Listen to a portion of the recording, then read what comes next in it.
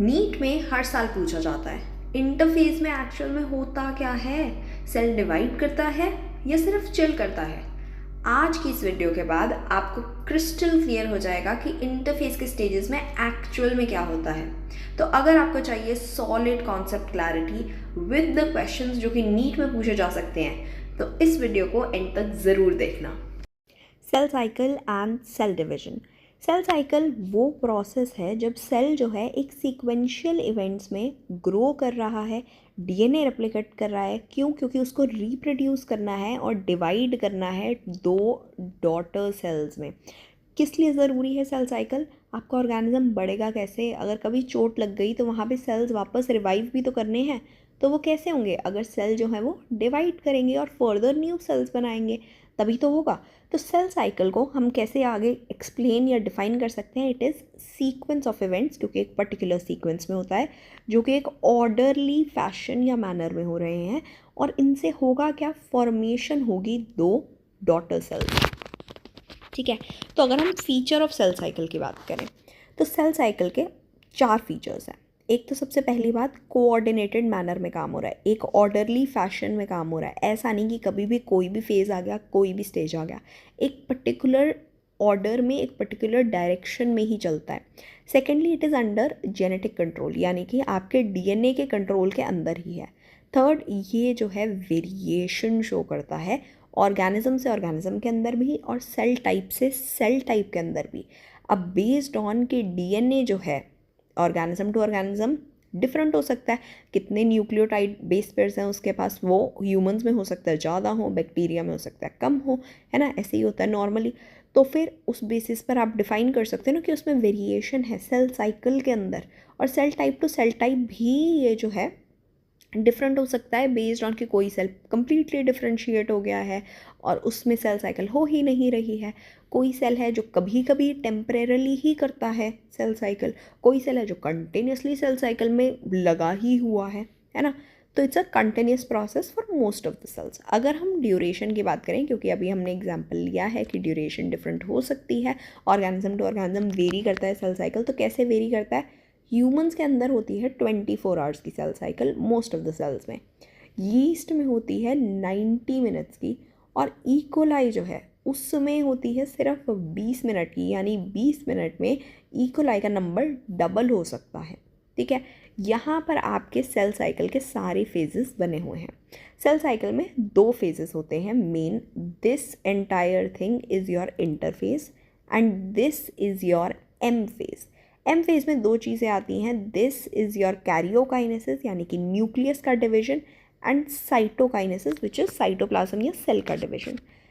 This interface, अगर nuclear division और cytoplasm का डिवीजन दोनों एम फेज में ही हो रहे हैं, तो भैया इस इंटरफेस का मतलब क्या है? इंटरफेस का ये फ़ायदा है कि आपको ये करने के लिए प्रेपरेशन भी तो करनी पड़ेगी। न्यूक्लियस में आपको चाहिए कि डीएनए रेप्लिकेटेड भी तो होना चाहिए, तभी डिवाइड करेगा ना। प्रोटीन्स होने चाहिए डिवीजन कराने के लिए, सेल ऑर्गेनल्स डबल होने चाहिए, अगर आपको 2 फर्दर सेल बनाने हैं तो सेंट्रियोल्स डबल होने चाहिए, सब कुछ आपको डबल डबल चाहिए। तो वो जितनी भी प्रेपरेशन है ये एम फेज कराने की, वो सारी की सारी ये इंटरफेस करा देता है। इंटरफेस में 3 फेजेस हैं, G1, S एंड G2। इसके अलावा एक G0 फेज भी है जो हम आगे फर्दर डिस्कस करेंगे ही। ठीक है, अब फेजेस मैंने तुम्हें बता ही दी हैं कौन से फेजेस हैं। इंटरफेज है तुम्हारे पास और एम फेज है। इंटरफेज में G1, S और G2 फेज है। एम फेज में you have karyokinesis and cytokinesis. Karyo मतलब क्या होता है? न्यूक्लियस से रिलेटेड वर्ड है। काइनेसिस मतलब डिवीजन, साइटोकाइनेसिस साइटोप्लाज्म की division. Further we'll move on to interphase. Interphase के क्या क्या जो भी तुम्हें याद करनी है चीज़ें कि इंटरफेज में क्या क्या होता है। सबसे पहली बात, 95% of total time of your cell cycle जो है वो इंटरफेज ऑक्यूपाई करेगा। क्यों भाई? तुम बताओ, तुम नीट के लिए प्रिपेयर कर रहे हो, करेक्ट? नीट के लिए प्रिपेयर करने में तुम कितना टाइम लगाते हो? मोस्ट ऑफ द बच्चे जो हैं वो 2 साल लेते हैं। 11th में भी प्रिपेयर करते हैं, 12th में भी प्रिपेयर करते हैं। कुछ बच्चे हैं जो सिर्फ 12th में प्रिपेयर करते हैं, कुछ बच्चे जो हैं सिर्फ ड्रॉप ईयर लेके 1 साल प्रिपेयर करते हैं। लेकिन प्रिपरेशन तुम्हारी साल की हो रही है। कितने घंटे के पेपर के लिए?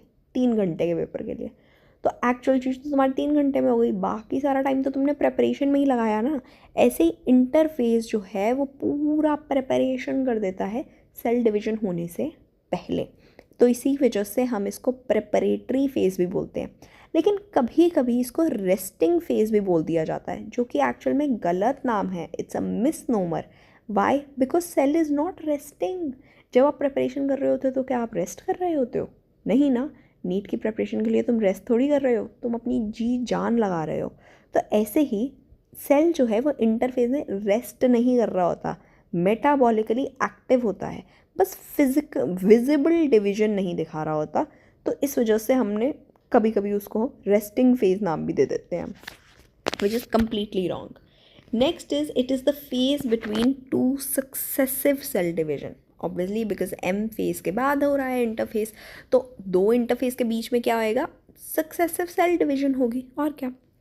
Let's first talk about the first phase of interphase, which is the G1 phase. इसमें क्या है? ग्रोथ हो रही है सेल की, आपके सेल ऑर्गेनल्स डबल हो रहे हैं, सेल ग्रो कर रहा है, एंजाइम की सिंथेसिस हो रही है। सबसे ज़्यादा वेरिएबल फेज जो है इंटरफेज का, that is your G1 phase. किस किस के बीच में होता है? एम फेज और एस फेज के बीच में। इसमें न्यूक्लियोटाइड्स की भी सिंथेसिस होगी, एटीपी की भी सिंथेसिस होगी, अमाइनो एसिड की भी सिंथेसिस होगी। डीएनए रेप्लिकेट नहीं होगा, ये ध्यान रखना है।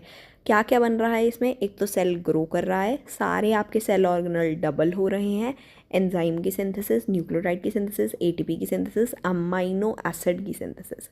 तो अगर ये तुम्हारा नॉर्मल सेल है, this let's say is your nucleus, इसके अंदर 3 डीएनए के मॉलिक्यूल हैं और 3 ही क्रोमोसोम हैं, इसमें कोई फ़र्क नहीं आएगा। बस इसके आसपास के जितने भी सेल ऑर्गेनल्स हैं साइटोप्लाज्म में, अमाइनो एसिड की सिंथेसिस जो तुमने करनी थी न्यूक्लियोटाइड की, एटीपी की, वो एंजाइम्स की आगे सेल डिवीजन या इंटरफेस में ही आगे काम कराने के लिए, वो सब हो जाएगा G1 फेज़ में। नेक्स्ट फेज़ जो G1 फेज़ के बाद आता है, जिसमें एक्चुअल रेप्लिकेशन ऑफ डीएनए होता है, that is your S phase, जिसको हम सिंथेसिस या सिंथेटिक फेज़ भी बोलते हैं। इसमें क्या होगा? कंप्लीशन जब हो जाती है एस फेज़ की, जब एस फेज़ पूरा हो जाएगा तो आपका पूरा डीएनए जो है वो रेप्लिकेट हो चुका होता है, तो डीएनए का अमाउंट हो जाता है डबल। लेकिन वेरी इंपॉर्टेंट, डीएनए डबल हो गया, क्रोमोसोम नंबर सेम रहेगा। यानी कि अगर सेल पहले डिप्लॉयड था, 2n था, तो वो एस फेज़ के बाद भी 2n ही रहेगा। लेकिन अगर हम बोलें डीएनए का अमाउंट 2c था, तो वो 4c हो जाएगा, क्योंकि वो डबल हो रहा है। ध्यान रखना, ये 2c 4c भी मैंने तुम्हें इसलिए बोला है क्योंकि एनसीईआरटी में 2c 4c करके एग्जाम्पल दे रखा है।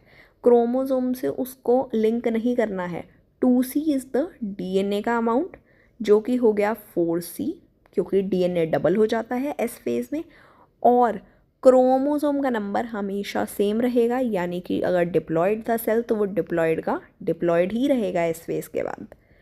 इसके अलावा ऑब्वियसली बिकॉज डीएनए की पैकेजिंग में हिस्टोन प्रोटीन्स बहुत इंपॉर्टेंट होते हैं, तो हिस्टोन प्रोटीन की सिंथेसिस भी एस फेज़ में ही होती है।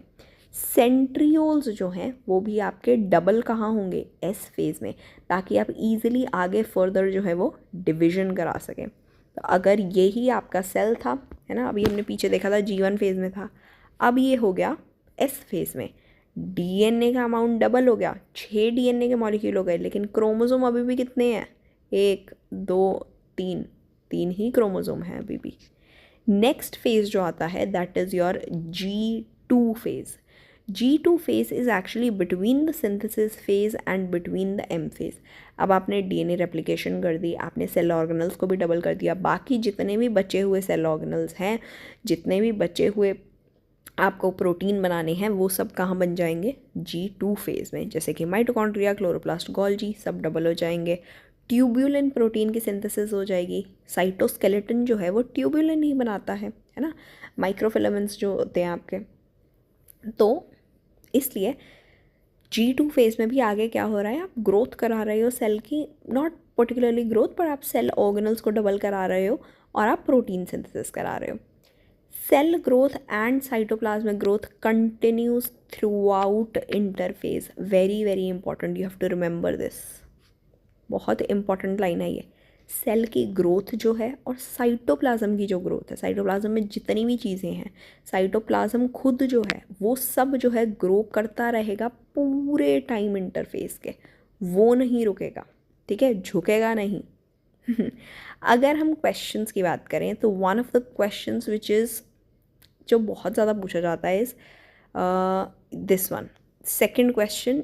दिस क्वेश्चन बहुत बहुत सारे PYQs में भी देखने को मिलेगा तुम्हें। तुम कभी भी कोई टेस्ट सीरीज उठाओगे सेल डिवीजन वाली, उसमें इंटरफेस में ये क्वेश्चन तो पूछा जाएगा ही जाएगा तुमसे, ठीक है। तो इसका जवाब तुम मुझे बताओगे कमेंट्स में।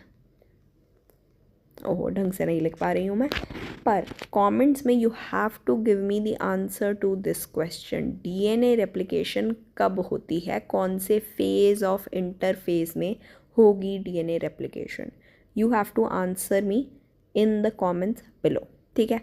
अब फर्स्ट क्वेश्चन कर लेते हैं। In which phase protein synthesis takes place? Protein synthesis कब हो रही है, कौन से फेज में हो रही है?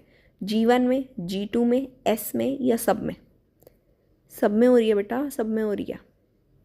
हर सेल, जो भी आपका सेल है, सब में आपको protein, sorry not cell, phase जो है सेल साइकिल का, सब में आपको प्रोटीन सिंथेसिस देखने को मिलेगी। S में हिस्टोन प्रोटीन्स बन रहे थे, G2 में ट्यूबुलिन प्रोटीन बन गया था, G1 में तो भैया हमने एंजाइम्स बनाए, हमने इतने सारे अमाइनो एसिड बनाए, न्यूक्लियोटाइड मतलब और भी जितने बहुत सारे प्रोटीन्स थे हमने बनाए थे। तो correct answer is fourth one, ठीक है। नेक्स्ट क्वेश्चन इज ट्रांसक्रिप्शन कब हो रही है? ट्रांसक्रिप्शन क्या होता है? DNA से RNA बनना। अब DNA से RNA बनाओगे तभी तो प्रोटीन बनेगा, अदरवाइज प्रोटीन कैसे बनेगा? तो ट्रांसक्रिप्शन भी उन सब फेजेस में होगी जिन फेजेस में आपकी प्रोटीन सिंथेसिस हो रही है, यानी कि G1 है ना, S एंड G2। अगर हम एक स्पेशल फेज़ की बात करें which is G0 phase, G0 phase almost is actually a part of G1 phase. इसमें होता क्या है, सेल्स जो हैं वो कभी कभी क्या करते हैं, कुछ सेल्स होते हैं जो कि रेगुलरली डिवाइड करते हैं, ठीक है। कुछ सेल्स होते हैं जो रेगुलरली डिवाइड कर रहे हैं, वो G0 फेज़ में कभी नहीं होते हैं, ठीक है, वो रेगुलरली अपना डिवाइड करते रहेंगे। कुछ सेल्स जो हैं वो बीच में टेम्परेरली रुक जाते हैं, अगर ज़रूरत नहीं है डिवीजन की तो वो आगे डिवाइड नहीं करेंगे। जैसे कि स्किन के सेल्स, अगर आपको चोट लगी है तभी वो रिपेयर करने के लिए स्किन के सेल्स जो हैं वो डिवाइड करेंगे, अदरवाइज़ ऐसे ही तो स्किन ग्रो नहीं करती रहती ना, स्किन के सेल्स आगे फर्दर ग्रो नहीं करते रहेंगे, करेक्ट। और कुछ सेल्स होते हैं जो डिवाइड करते ही नहीं हैं बिल्कुल भी, परमानेंटली सस्पेंशन हो चुकी है उनके अंदर सेल साइकिल की, जैसे कि न्यूरॉन्स, जैसे कि आपके हार्ट मसल के सेल, ये आगे फर्दर कभी डिवाइड नहीं करते, है ना। अगर कर सकते होते तो अगर किसी का हार्ट ख़राब हो रहा है तो हार्ट तो रिपेयर हो जाना चाहिए, उसी मसल जो है वो मसल सेल ग्रो कर दे, पर ऐसा होता नहीं है ना। एक बार अगर तुम्हारी हार्ट की मसल हो गई ख़राब, हार्ट अटैक भी आता है बंदे को सीधा, है ना, या मायोकार्डियल इस्कीमिया हो सकता है, मायोकार्डियल इन्फेक्शन हो सकता है विच इज़ हार्ट अटैक। तो दीज सेल्स, हार्ट की मसल सेल या न्यूरॉन जो है ये परमानेंटली जो है डिवाइड करना बंद कर चुके हैं, लेकिन स्किन के सेल्स जो हैं वो टेम्परेरली डिवाइड कर रहे हैं, और बाकी काफ़ी सारे सेल्स हैं जो रेगुलरली डिवाइड कर रहे हैं, इनको हम छोड़ देते हैं अलग से। इन दोनों पे हम फोकस करेंगे, वो सेल जो परमानेंटली या टेम्परेरली सस्पेंडेड है सेल साइकिल में, ये जो है एग्जिट कर देते हैं सेल साइकिल और एंटर कर जाते हैं एक क्वीसेंट फेज़, यानी कि एक रेस्टिंग सा फेज़ जिसको हम बोलते हैं G0, G और नीचे 0 लगा हुआ है, G0 बोलते हैं हम इसको, ठीक है। यानी कि इस टाइम पर सेल डिवाइड ही नहीं कर रहा है, सेल प्रिपेयर भी नहीं कर रहा है सेल डिवीजन के लिए। तो G0 phase is part of G1 phase. During this phase the cell remains metabolically active, जो उसको काम करने हैं वो सारे काम करेगा, लेकिन प्रोलिफरेशन के लिए काम नहीं करेगा, वो प्रेपरेशन नहीं करेगा डिवीजन के लिए, लेकिन बाकी सारे काम करेगा। मेटाबॉलिकली एक्टिव है, अपना सारा काम कर रहा है, न्यूरॉन आपका सारा काम करता है, हार्ट मसल सेल आपका सारा काम करता है ना, लेकिन वो डिवीजन के लिए जो प्रेपरेशन हो रही थी G1 फेज़ में वो नहीं होगी, वो उसने एग्जिट कर दिया, ठीक है। तो बस इतना सा ही है इंटरफेस में और कुछ भी नहीं है। क्या क्या है हमारे पास फेजेस? G1, S, G2, और उसके अलावा एक पर्टिकुलर फेज़ हमने पढ़ लिया G0 which is part of G1 phase, जब एक सेल जो सस्पेंशन में जा रहा है तो उसने क्या किया, छोड़ दिया है G1 फेज़ को, बाहर निकल गया है वो G1 फेज़ से, और अब वो कह रहा है भैया हम चिल करेंगे, मैं सिर्फ अपना काम कर रहा हूँ, मैं आगे रिप्रोडक्शन के लिए, डिवीजन के लिए इन्वॉल्व नहीं होने वाला हूँ। That is it. अगर आपको ये वीडियो पसंद आई हो तो make sure you are liking this video, sharing it with all your friends and subscribing to my channel. That's it for today. Thank you and follow for more. Goodbye.